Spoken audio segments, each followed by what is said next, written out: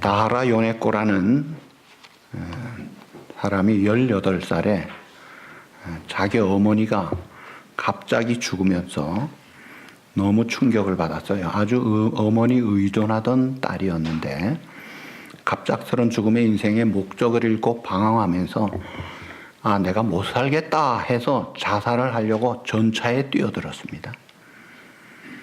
그런데 두 다리가 잘리고 왼팔이 날아가고 오른팔 손가락 3개만 남은 거예요. 죽지 않았어요. 그러니까 이 엄마 때문에 죽으려고 했는데 몸까지 다 상해서 더 어려워진 거예요. 근데 병상에서 아키도시라는 선교 지망생에게 전도를 받고 성령님이 찾아와서 그 마음을 변화시켜 주셨습니다. 완전히 바닥에서 이제는 끝난 인생인 줄 알았는데 그 내면이 예수 그리스도를 영접하고 평강을 찾고 소망을 가지면서 아름답게 변화가 되기 시작한 거예요. 그래서 이 아키도시라는 전도한 사람이 그 참 형편없는 불구자가 된 그런 여자지만 그 내면의 아름다움에 사랑을 고백하고 청혼을 하고 결혼을 한 거예요. 그래서 이 요네코는 내 남은 생에는 나에게 이렇게 놀라운 변화를 주신 예수님을 증거하고 살아야 되겠다.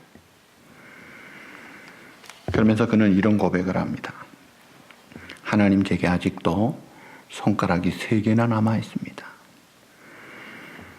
그런 저를 주님을 전할 수 있도록 사용해 주시는 것 너무 감사합니다. 예수님을 만나는 것이 이렇게 좋을 줄 알았다면 미리 만났으면 좋았을 텐데. 그런데 오늘 내가 살아있는 것만 해도 황홀합니다. 그래서 책을 지은 책의 이름이 산다는 것이 황홀하다 하는 책이에요. 여러분, 산다는 게 황홀하대요. 황홀하다는 말은 보통 하는 말이 아니잖아요. 주님이 주신 평안은 세상이 빼앗을 수 없는 기쁨을 주시더라 이거예요. 주님만이 온 인류의 유일한 소망입니다. 주님이 안 오셨다면, 주님이 안 계시다면, 주님의 탄생이 없었다면 모든 인간은 여전히 깊은 절망 가운데서 미움과 시기와 분쟁과 다툼 속에서 눈물과 슬픔으로 절망 가운데 어둡게 살다가 결국 죄의 형벌로 영원한 유황불못 고통 속에 가는 것이 인생인데, 주님이 만나주시니까 완전히 반전되어서 참 그 어려운 가운데서 산다는 것이 황홀하다는 고백을 해요. 들에서 밤의 양떼들을 지키던 목자들에게 천사가 나타나 하신 말씀이 뭐예요? 무서워하지 말라. 보라, 내가 온 백성, all the people, 모든 백성에게 미친 큰 기쁨에 great joy, 좋은 소식, good news를 전하노라. 기쁘다, 구주 오셨네. 만 백성 맞으라. Joy to the world, the Lord is come. 온 세상이 기뻐하라. 왜요? 주님이 오셨다 이거예요. 주님이 계시다 이거예요. 그 주님이 오실 때 시기가 이스라엘 가장 어두운 시기였습니다. 구약 말라기 후에 400년 흑암의 시기, 로마의 압제 속에 있는 그 어둠의 시기에 주님이 오신 거예요. 자, 이런 우리 주님이 어둠 속의 빛으로 죽음과 저주 속에 있는 인간 세계에 새 산소망과 생명으로 오셨는데, 자, 왜 이렇게 인류가 어둡게 죽음과 저주 속에 그렇게 살아야 합니까? 그것이 이제 올라가면요, 에덴 동산에서 출발한 거예요. 태초에 지음받은 아담은 완벽하고 얼마나 탁월한 존재였는데, 창세기 2장 17절, 동산 모든 나무 실과를 먹어도 좋으나 선악과는 먹지 마라. 먹으면 죽는다. 이 행위 계약을 맺으신 거예요. 그래서 인류의 대표 아담이 그거 지키는 한 우리는 영생복락 부족함이 없는 존재였습니다. 그런데 마귀의 꼬임을 받고 교만한 가운데 불순종합니다.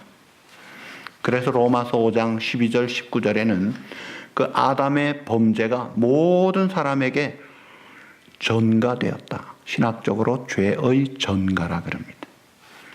그래서 모든 사람은 에베소 2장 3절 본질상 진노의 자식이라. 본질상 중간에 벌받을 존재로 잘못해가지고 벌받는 것이 아니라 아예 사람 존재 자체가 태어나면서부터 진노의 자식으로 태어나서 살다가 결국 지옥 가서 영원한 형벌을 받을 수밖에 없는 존재였어요.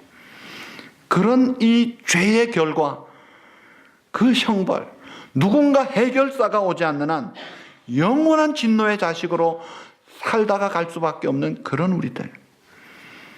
그런데 성경은 행위 언약의 대표 아담의 불순종으로 모든 사람이 불순종에 참여하고 그 형벌에 동참하게 됐습니다.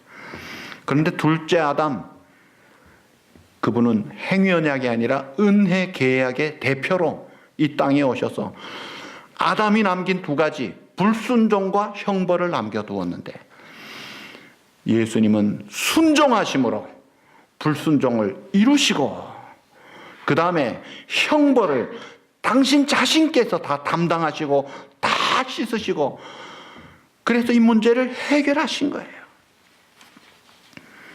그런데 아직도 예수님이 없는 사람, 예수 안 믿는 사람은 여전히 행위 언약의 대표 아담의 속에 갇혀 있는 거예요. 그래서 불순종과 형벌 속에 도매금으로 같이 저주 속에 살다가 영원한 형벌로 가는 겁니다. 근데 그리스도를 믿고 하나님의 자녀가 된 사람은 행위 언약의 대표 아담의 속한 자가 아니라 이제는 은혜 계약의 대표 예수님께 속한 자가 되어서 죄 문제 해결되고 영원한 저주와 사망이 없는 영생에 이르게 된 거예요. 그래서 성경에 en Christos, in Christ, 주님 안에서, 그리스도 안에서, 그리스도 안에서. 이게 이제 중생이라는 거예요. 하나님의 바운더리, 하나님의 패밀리, 하나님의 권속, 하나님의 가족이 됐다는 거예요. 그럴 때 죄 용서함을 받는데 히브리서 10장 14절에 보니까 죄를 어떻게 용서해 주시느냐면 지금까지 지은 죄를 용서해 주는 게 아니에요. 과거에 지은 죄, 지금 짓는 죄, 미래의 모든 죄까지 예수님의 죽으심으로 영원히 온전하게 되었느니라. 할렐루야. 그래서 영생을 얻었고 심판에 이르지 아니하고 누구도 정죄하거나 고소할 수 없는 영원히 의인이 된 거예요. 그 근거가 뭐예요? 예수님의 대속의 죽으심입니다. 자, 그렇게 해서 우리의 죄를 해결해 주신 하나님은 우리의 죄를 해결하실 때 겨우 빠듯하게 해결하지 않으셨어요. 예수님 말씀하시기를 인자에 온 것은 양으로 겨우 생명만 얻게 하는 그 정도가 아니라 생명 얻게 하고 더 풍성히 얻게 하려 함이라. 그래서 시편 103편 다윗의 고백에 보면 3절에 4절에 그가 내 모든 죄를 사하실 뿐 아니라 병도 고치시고 생명을 파멸에서 건져주시고 인자와 긍휼로 관을 씌우시고 좋은 것으로 내 소원을 만족하게 하시고 내 청춘으로 독수리같이 새롭게 풍성하게 하시는 주님. 굶주린 5,000명에게 요기만 해줘도 괜찮을 텐데 배불리 먹고도 남도록 12강줄이 남도록 풍성하게 해주시는 주님. 요셉이 억울하게 감옥에 있을 때 석방만 해줘도 좋을 텐데 석방만 합니까? 총리까지 올려주시는 하나님. 종살이하는 노예 히브리 민족을 출애굽만 해줘도 겨우 출애굽만 해도 탈출만 해도 다행일 텐데 여러분 탈출했습니까? 아니에요. 출애굽할 때 막 무서워가지고 도망 나온 게 아니라 애굽 사람들이 장자의 재앙 받고 나서는 싹싹 빌었어요. 제발 나가달라. 당신들 원하는 대로 다 해주겠다.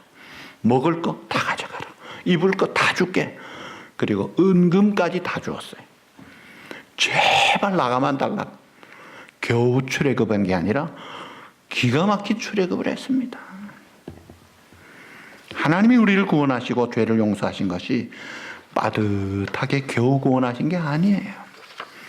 넘치게 하신 거예요. 그래서 계시록 7장에 보면 구원받은 하늘나라의 성도들이 뭐합니까? 하나님과 보좌에 계신 어린 양에게 영원히 감사 찬송합니다. 어찌 찬양 안 할까? 어찌 기뻐 안 할까? 어찌 즐거워 안 하겠느냐? 근데 오늘 본문에 보니까 우리를 위하여 대신 자신을 주셨다. 여러분, 아담의 후손들은 자신보다 훨씬 가치가 못한 물질도 다른 사람 위해 주는 것이 쉽지가 않습니다. 매우 어렵습니다. 마가복음 10장 17절에 보면 한 젊은 부자 청년이 나와요. 이분은 훌륭한 점이 많아요. 영생의 도리를 알기 위해 예수님께 달려왔다고 했어요. 그러니까 아주 열심과 간절함이 있었고 예수님 앞에 와서 무릎을 탁 꿇었어요. 간절함과 겸손함이 있고 또 선생님, 그 마스터, 선생님이라고 하는 걸 보면 예수님을 깍듯이 존경합니다. 계명을 지켜라니까 내가 다 지켰습니다. 열심히 착실하게 살아온 사람이에요. 간절함이 있죠. 겸손함이 있죠.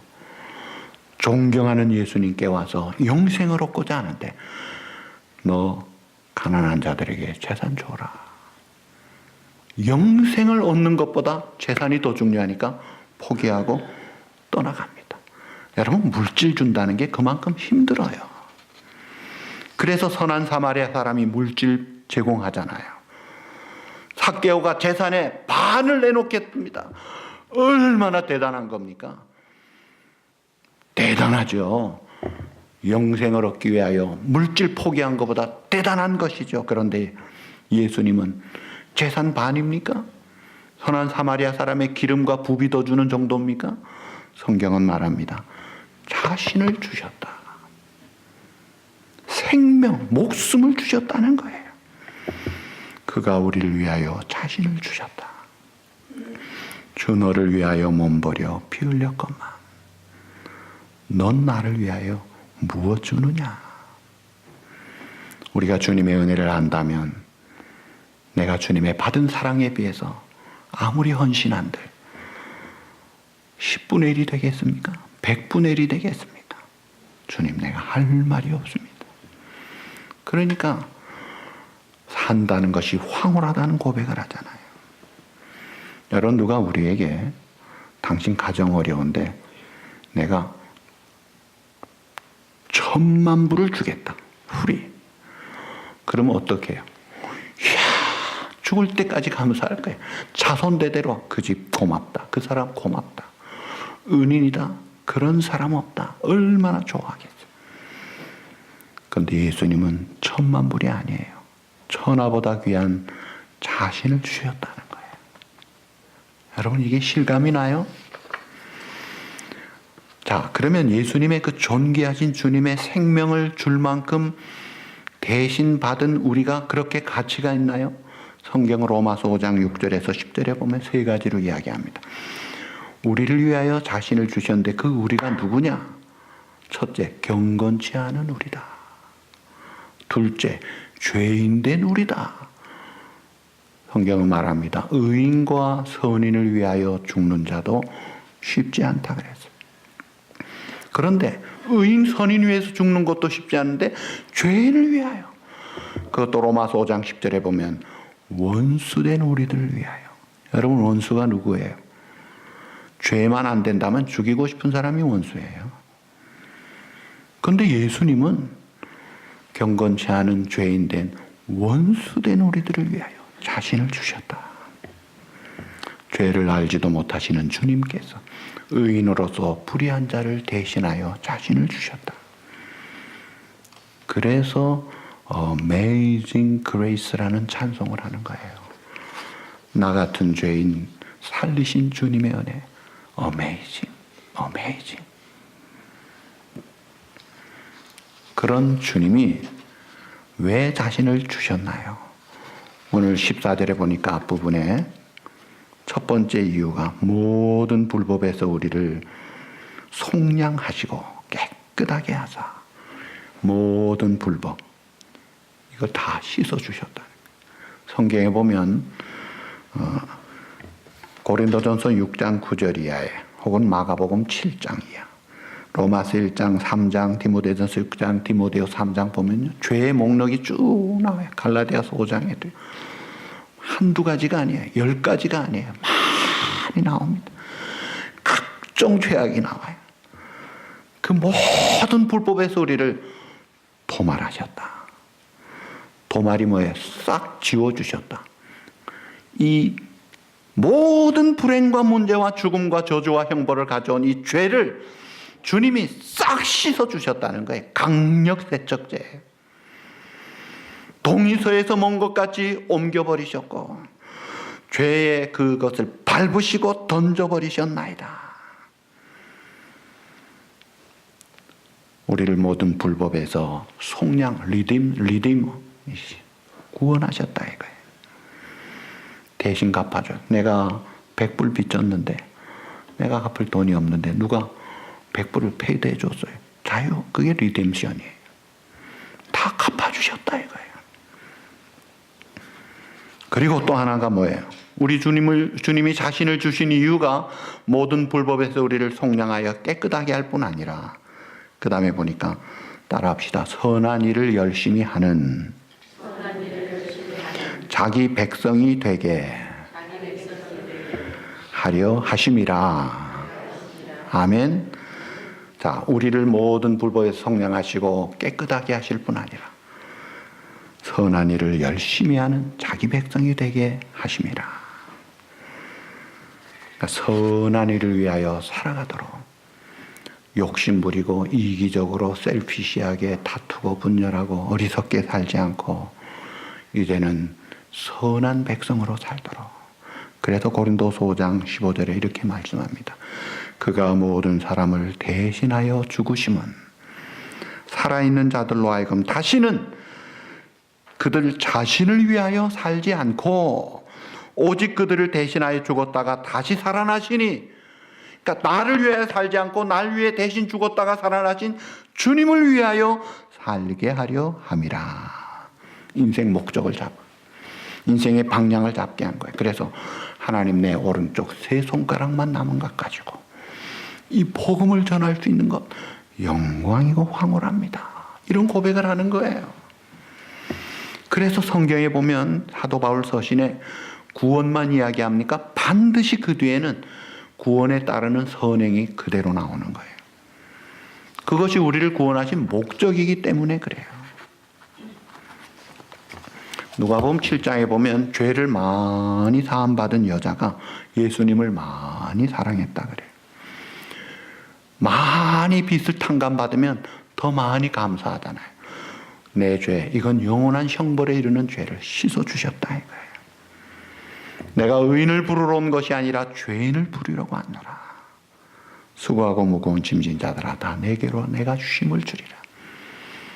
그래서 죄인된 우리가 주님의 부름 받아가서 내 율법과 저주와 진노의 형벌의 짐을 주님이 다 맡아주셔서 참된 안식을 누리고 영원한 미래의 생명을 얻게 된 거예요. 내 모든 불법을 주님이 다 가져가 주시고 죄사함과 영생의 축복을 주신 거예요. 그런 우리들이 아직도 믿지 않는 불순종과 형벌에 매인받은 행위언약의 대표 아담에 속해 있는 그런 지옥으로 달려가는 수많은 우리 주변 사람들을 전도해서 여기에 길이 있습니다, 여기가 살 길이에요, 그 전도를 하면서 때로 물질이 들어간들, 때로 자존심이 상한들, 좀 어려운들 죽음에서 생명으로 인도하는 일보다 더 보람되고 더 선한 일이 뭐가 있겠어요. 그래서 전도 선교를 위해서 기도하는 거예요. 여러분, 100도 10권에 100번 기도하고 10번 권하라고 했어요. 늘 기도하세요. 믿지 않는 내 자녀가 있습니까? 내 가족, 내 친척, 내 이웃이 있습니까? 기도 제목이에요. 하나님,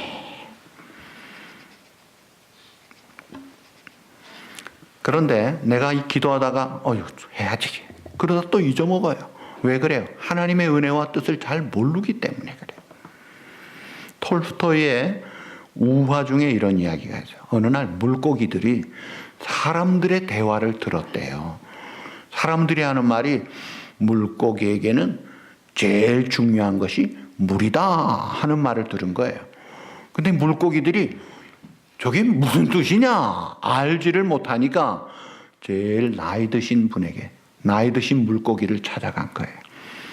나이 드신 분이 지혜가 있으니까 우리가 사는 게 물이란다. 물은 우리의 생명과 같아. 그런데 우리가 물 속에서 살면서도 느끼지를 못하니까 모르는 거야. 물의 중요한 걸 물고기들이 모르는 것과 같이 하나님의 엄청난 사랑과 은혜와 섭리 속에 살면서 마시는 공기가 귀한 줄을 모르듯이 하나님의 사랑을 모르고 사는 거예요. 그러면서 뭐 조금 어려우면 죽는다고 약해가지고 흔들거리고 막 정신을 못 차리고 이러고 있어요. 엄청난 하나님의 은혜와 사랑에 그 푹 빠져있는 그런 우리 존재를 모르기 때문에.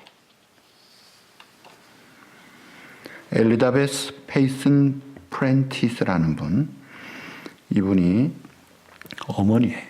근데 두 자녀를 갑자기 죽어버린 거예요. 여러분, 자녀는 가슴에 묻는다 그래요.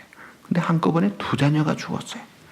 그러니 자식 돌보면서 키우는 그 재미에 그 기쁨에 살다가 너무 상처를 받고 충격과 낙심 속에 불면증에 걸리고 심한 두통으로 시달리면서 살 의욕도 기쁨도 소망도 없고, 그래도 내가 믿지만 않으면 목숨을 포기하고 싶은 바닥이지. 하나님 앞에 기도하는데 하나님이 만져주신 거예요. He touch you. 주님이 그를 만져주셨어요. 그러면서 회복을 해주십니다. 그래서 이 여인은, 엘리자벳은 주님 앞에 고백합니다. 하나님, 내가 한때는 내 자식을 최고로 알고 살았댔는데 이 세상의 즐거움을 쫓아다니면서 평안과 안식을 구했는데 이제는 아닙니다. 저는 오직 주님만을 구합니다. 나의 기도는 이것뿐입니다. 슬픔은 자기 길을 가게 하시고 비탄과 고통을 다 내보냅니다. 내가 주님을 첫째로 모시지 못한 죄를 자백합니다. 용서해 주시고 주님이 언제나 나의 삶의 주인 되심을 믿고 살기를 원합니다. 언제나 어디서나 나의 주님 되신 주님, 그 주님을 향해 계속 내가 주님 사랑합니다 고백했는데 계속 영적인 음성이 들리더래요. 길을 걸을 때나 침대에 있을 때나 운전할 때나 행복할 때나 바쁠 때나 슬플 때나 기쁠 때나 늘 들리는 속삭임이 더욱 사랑, 더욱 사랑, 더욱 사랑. 그래서 지은 찬송이 내 구주 예수를 더욱 사랑, 엎드려 비는 말 들으소서. 내 진정 소원이, 따라합시다. 내 구주 예수를 더욱 사랑, 더욱 사랑, 그 고백을 한 거예요. 사랑하는 성도 여러분, 여러분이 가장 소중하게 여기는 것들 때로 잃어버렸다 할지라도 내 구주 예수님을 나는 더욱 사랑합니다. 사랑합니다 하고 나가면요, 모든 문제와 어려움과 슬픔을 극복하고 승리할 줄로 믿습니다. 이게 신앙의 위력인 거예요. 이게 하나님의 놀라운 축복인 거예요.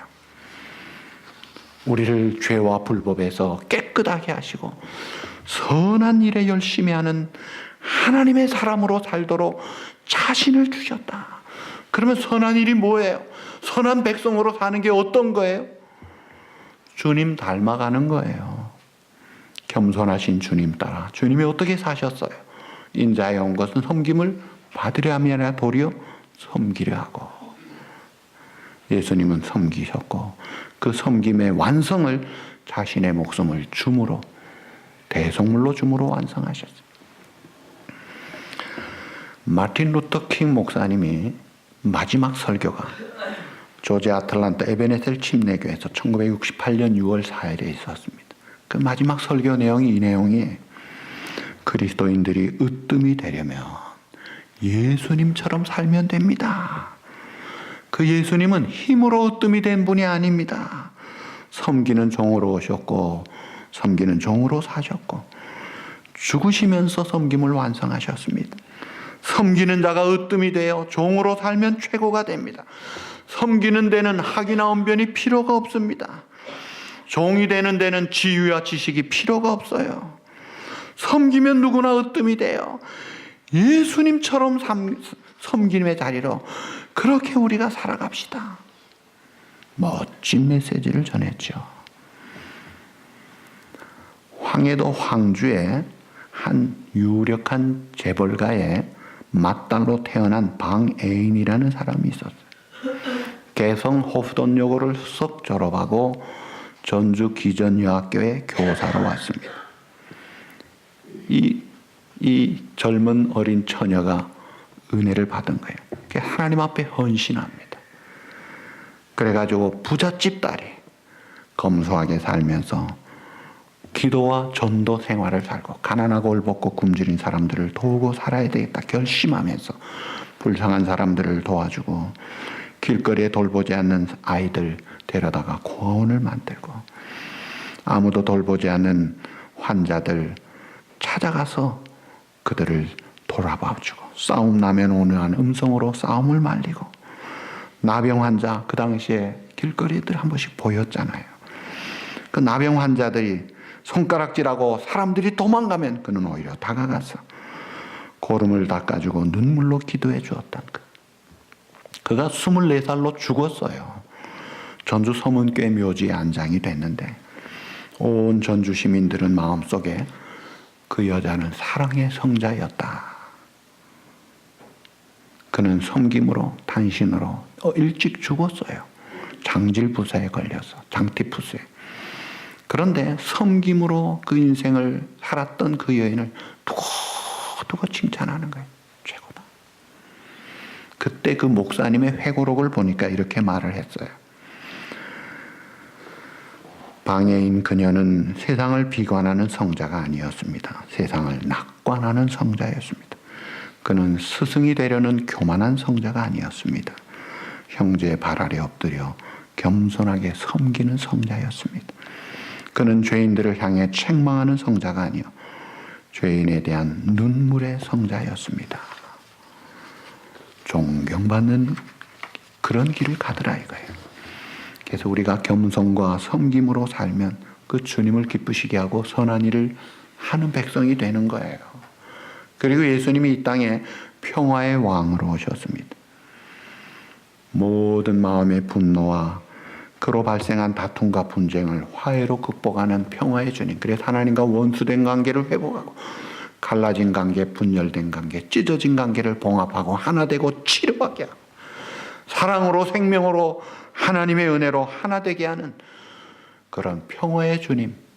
그분이 주님이신 거예요. 그래서 하늘의 영광, 이 땅에 그분의 은혜를 받은 자는 평화를 누린다고 해요. 한 재미있는 이야기가 있어요. 어떤 아들이 아버지에게 아빠, 전쟁이 왜 일어나요? 그랬더니 아버지가 그래? 예를 들면 1차 대전을 예를 들어보겠다. 독일이 벨기에를 충동해서 시작이 된 거야. 그랬더니 옆에 이 말을 듣던 엄마가 거듭니다. 세르비아의 암살자가 오스트리아의 황태를 죽여서 그렇게 된 거야. 여보 좀 똑똑하게 이야기해. 흐리멍텅하게 하지 마. 이랬더니 남편이 여보 아들이 나한테 질문했는데 왜 당신이 참견이야? 화를 내니까 이 엄마가 이 하고 문을 쾅 닫고 나가버립니다.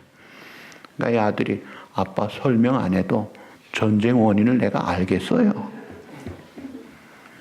사소한 말다툼, 간단한 이야기에서 이게 분쟁이 되고 자기가 최고고 자기가 주장하니까 그냥 전쟁으로 극하게 가는 거예요.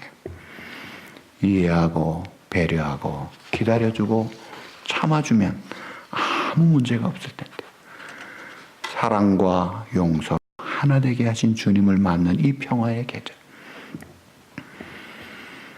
어떤 고든 맥도날드라는 목사님이 어느 여자분을 만났는데 큰 병원의 여자 의사였습니다. 그분의 이름이 나이지리아에서 온 여자인데 이름이 분노를 사라지게 한 아이라는 그런 뜻을 가지고 있는 거예요.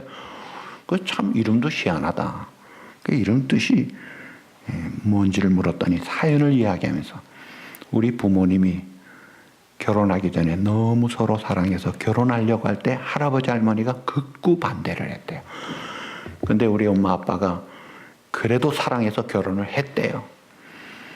그러니까 그 할아버지 할머니가 가족 가문에서 추방을 시켜버렸습니다. 그런 가운데 자기가 태어난 거예요.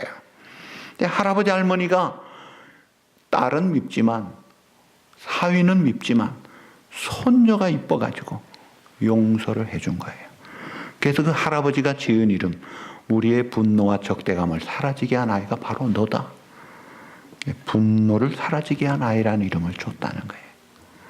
여러분, 우리가 죄를 짓고 하나님의 영원한 형벌과 진노와 저주를 예수님이 분노를 사라지게 한 아이로 오신 거예요. 평화의 주님으로 자신을 대속물로 주신 거예요.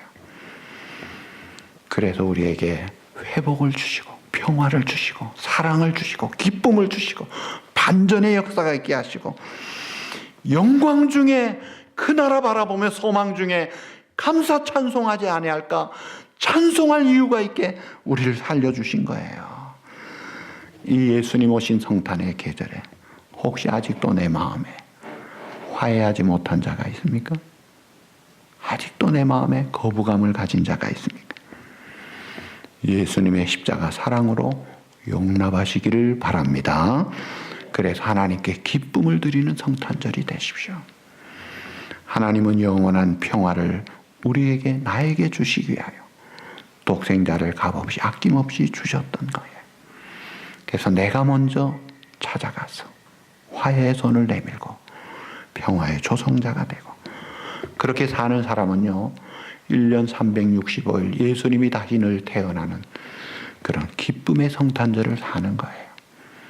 주여 나를 평화의 도구로 써주십시오. 주님의 은혜로 자신을 주신 주님 때문에 주님과 평화한 우리가 평화의 도구로 평화의 사명을 감당하는 저와 여러분들을 통해 이 땅에 하나님의 나라가 증거되고 세워지고 하나님께 영광 우리에게 큰 기쁨이 되는 그런 성탄의 축복 통로들이 되시기를 우리 주님의 이름으로 축복합니다.